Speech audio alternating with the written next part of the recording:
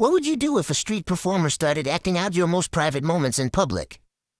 I should have known something was wrong the first time I saw Marcel perform my morning routine. It was 3 months after the divorce, and I was finally settling into my new life in downtown Portland. The studio apartment on the 23rd floor of the Harrison building wasn't much, but it had those floor-to-ceiling windows that made it feel bigger than its 400 square feet. Plus, I could literally see my office across the street in the Morrison Tower, which made my daily commute a joke even when I was working 16-hour days debugging the new client management system. The Mime showed up on a Tuesday in October.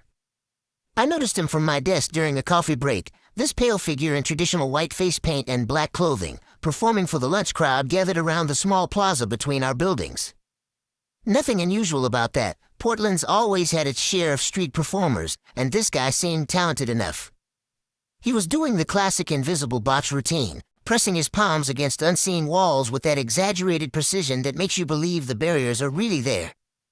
What caught my attention was how he seemed to be mimicking someone's specific movements rather than just performing generic trapped-in-a-box gestures. The way he pressed his right palm up high while his left hand stayed low, then switched positions, then repeated the sequence exactly 3 times. It looked familiar, but I couldn't place why. That evening, I was washing dishes in my tiny kitchenette when I realized what had bothered me. I was doing the exact same motions Marcel had performed, pressing sponges against the inside corners of my narrow window to clean off the condensation that built up every night. Right palm high, left palm low, switch positions, repeat 3 times. The same sequence I've been doing every evening for weeks without even thinking about it. Coincidence, obviously. How many ways can you mime being trapped in a box? But the next day, Marcel was back, and this time his performance was different. He was mimicking someone typing, but not just random keyboard tapping. His left hand stayed stationary while his right hand moved in quick, precise bursts, then both hands would pause, and he'd make a gesture like he was rubbing his temples. Then back to the typing pattern. I type with a gaming injury from college that makes me favor my right hand, and I get tension headaches that make me massage my temples in exactly that way every 20 minutes or so during long coding sessions. I'd been working late on the Morrison account all week, staying at the office until 9 or 10 each night with my desk lamp creating a bright rectangle of light in the otherwise dark building. A chill ran down my spine as I realized Marcel might be watching me work. I stepped closer to my office window and looked down at the plaza. Marcel was performing for maybe 15 people, but he wasn't looking at his audience. His white face was tilted up, pointed directly at my building.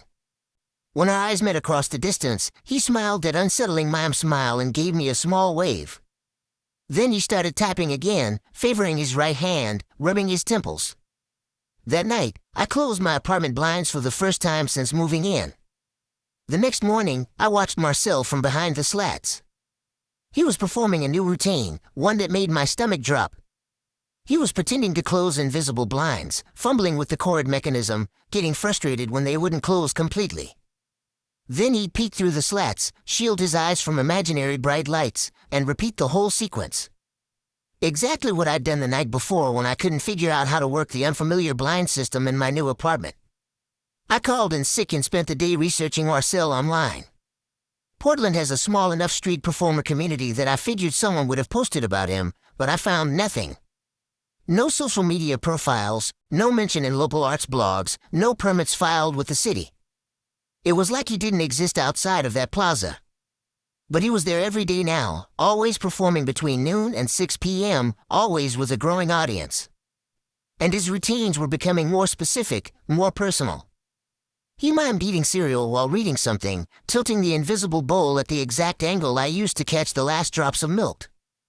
He performed an elaborate shower routine that included my habit of washing my left shoulder first because of an old climbing injury that made lifting my right arm awkward. The worst part was how good he was at it. People thought his performances were brilliant, these incredibly detailed character studies.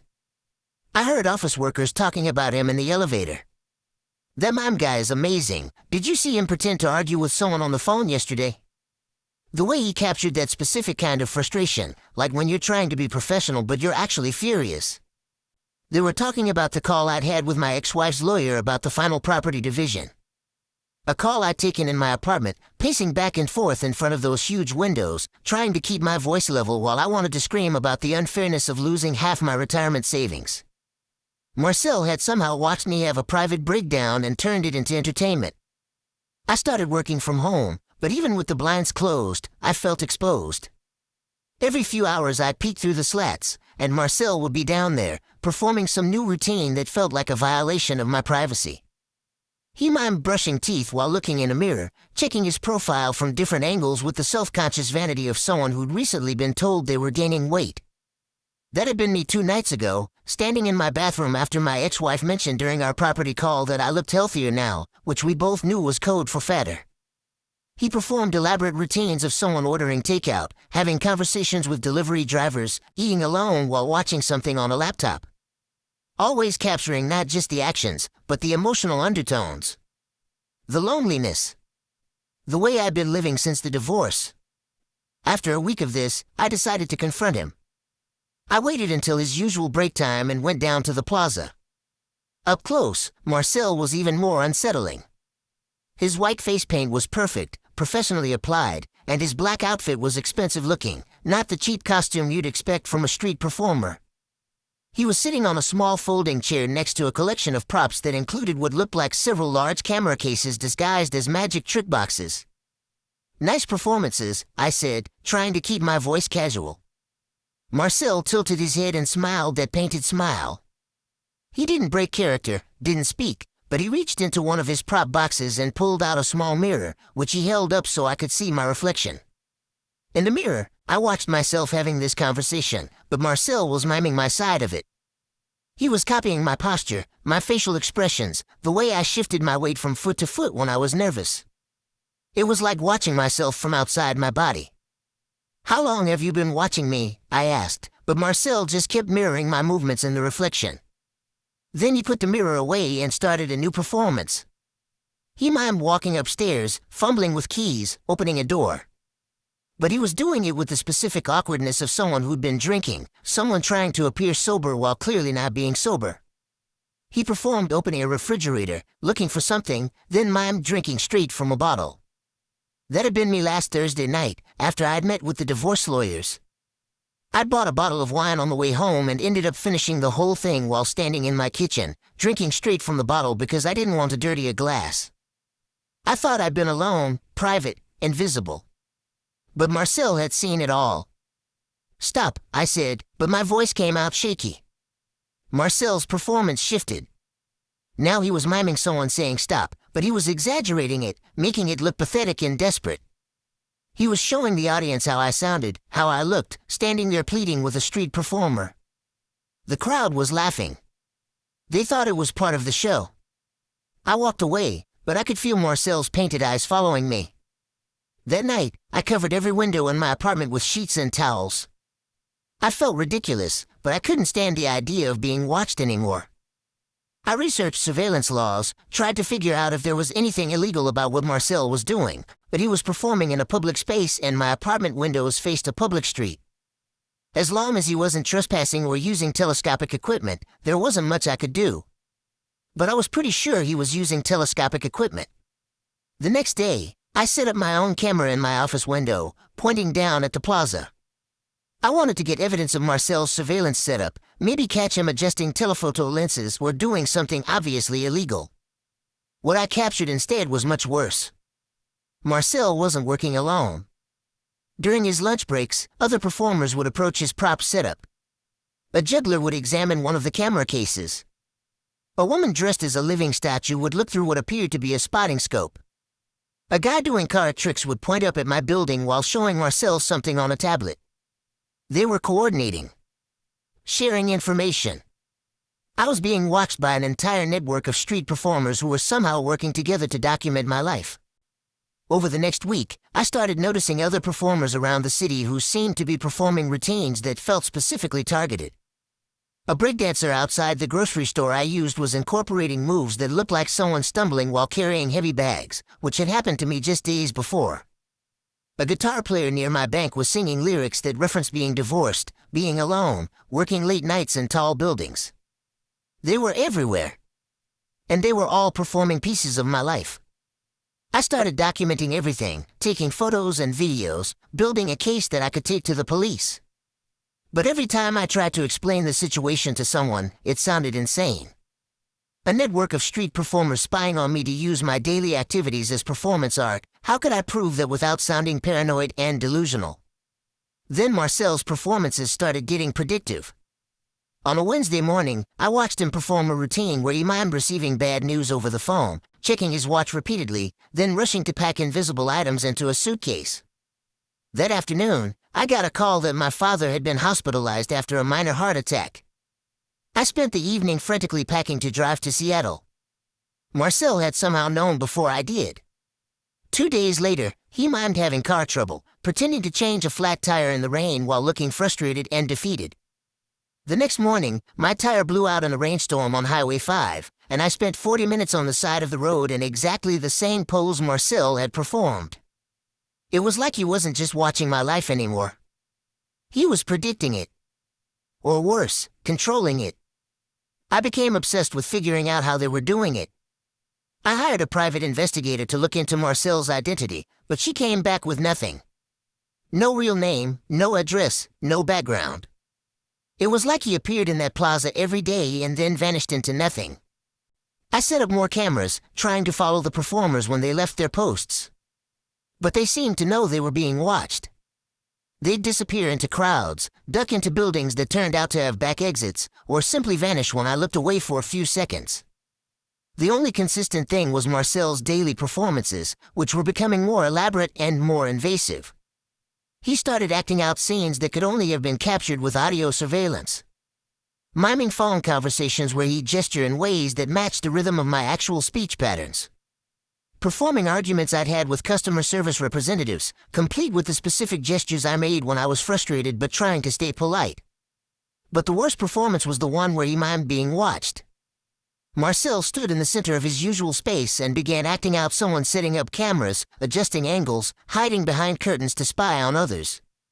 But he was doing it with a paranoid, obsessive quality that made the audience uncomfortable. He mimed someone taking notes, following people, becoming consumed with surveillance. He was performing me investigating him. And he was making it look pathetic, crazy, obsessive. The crowd's laughter had a different quality that day.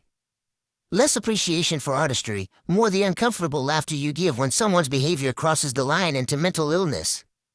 Marcel was destroying my credibility before I could expose him. That night, I decided to end it. I was going to march down to that plaza and confront Marcel directly, in front of his audience, and force him to explain how he was getting his information. I was going to demand answers and refuse to leave until I got them. But when I looked out my window to make sure Marcel was there, I saw something that made my blood freeze. He was performing a suicide. Marcel stood at the edge of his performance space, miming standing on a high ledge. He looked down at the ground far below, then back at an invisible apartment behind him. He was acting out someone making a final decision, someone who'd been driven to a breaking point by forces they couldn't control. The performance was beautifully, horribly detailed. Marcel captured the exact hesitation of someone who wasn't sure they wanted to die but couldn't see any other way out. He mimed leaving a note, then changing his mind and tearing it up. He acted out the moment when resolve finally hardened into action. Then he mimed jumping. The crowd gasped and applauded as Marcel disappeared behind his prop boxes, simulating the fall. But I wasn't watching the performance anymore. I was staring at my own reflection in my apartment window, realizing that Marcel's suicide scene was taking place in the exact location where someone jumping from my apartment would land.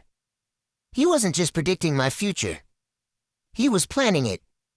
I grabbed my phone to call 911, but before I could dial, I heard a strange creaking sound from my windows. The huge floor-to-ceiling panels that had sold me on this apartment were shifting in their frames, making small popping noises like they were under pressure. I walked closer to examine them and saw tiny stress fractures spreading through the glass, so small they were almost invisible unless you knew where to look. The windows had been sabotaged, weakened so they'd shatter with the right pressure. Marcel's network hadn't just been watching me. They'd been in my apartment. The realization hit me with perfect, horrible clarity. This was never about street performance or art. This was an elaborate murder plot disguised as entertainment. Marcel and his network had been studying my routines, my psychology, my breaking points, building a detailed profile of how to drive me to suicide. The increasingly invasive performances, the destruction of my privacy, the predictive elements that made me question my own sanity, it was all designed to push me toward that window. And they'd rigged the glass to make sure I'd go through it when I finally snapped. I heard footsteps in the hallway outside my apartment. Slow, deliberate steps that stopped right outside my door. Then came the soft sound of someone testing the doorknob. Marcel and his people were here for the finale. I grabbed my laptop and phone and ran to the bathroom, the only room in the apartment without windows. I locked the door and called 911, whispering my address and saying there were people trying to break into my apartment, that they were trying to kill me. The dispatcher asked if I could see the intruders, and I realized how crazy I sounded. No, I couldn't see them.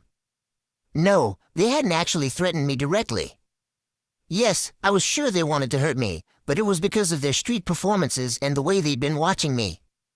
Even I could hear how paranoid and delusional it sounded. But I could also hear them moving around my apartment now, quiet footsteps and the sound of equipment being set up. They were preparing for something. I used my laptop to access my office building's security system, a perk of being the IT guy who'd helped install it. I pulled up the camera feed from the plaza and saw that Marcel was back in position, even though it was past his usual performance time. He was standing in his spot, looking up at my building, waiting. Then I switched to the camera that covered the front entrance of my apartment building and saw them. 3 people in dark clothing and ski masks, plus someone in Marcel's distinctive white face paint and black outfit. They were leaving the building, their work apparently complete. I stayed in the bathroom for another 20 minutes before I heard sirens. The police found me crouched on the bathroom floor with my laptop, trying to show them security footage that proved I was being stalked by a network of street performers who wanted to make my suicide look like performance art. The officers were polite but skeptical. They examined my apartment and found evidence that someone had been inside, scratches around the lock and those stress fractures in the windows that proved sabotage. But when they went down to the plaza to look for Marcel, he was gone. All his props, his equipment, his elaborate setup, everything had vanished like it had never been there. The detective assigned to my case found no permits, no records, no witnesses who could provide useful information about Marcel or his network. The street performers I'd photographed around the city seemed to have disappeared entirely. It was like they'd been a collective hallucination. But the stress fractures in my windows were real. The evidence of someone breaking into my apartment was real. And the security footage from my office building showed everything I'd described, including Marcel's final suicide performance that had been timed to coincide with the break-in. It took 3 weeks, but the detective eventually tracked down Marcel's real identity through facial recognition software and the few clear photos I'd managed to capture. His name was Martin Ellis, and he was a former psychology professor who'd lost his tenure after conducting unauthorized experiments on students. The university had quietly forced his resignation rather than face a scandal about unethical research practices.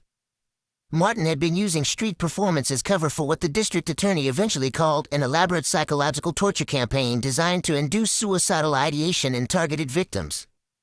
I wasn't his first target. They found evidence connecting him to 3 other recent suicides in Portland, all people who'd lived in buildings with clear sightlines to public spaces where Martin had set up his surveillance operations. The network of performers turned out to be psychology graduate students and amateur actors who'd been recruited through online forums dedicated to experimental theater. Most of them had no idea they were participating in anything more sinister than cutting-edge performance art that blurred the lines between observation and interaction. Martin was arrested at a coffee shop in Seattle, sitting at a window table with telephoto equipment pointed at an apartment building across the street. He'd already started working on his next victim.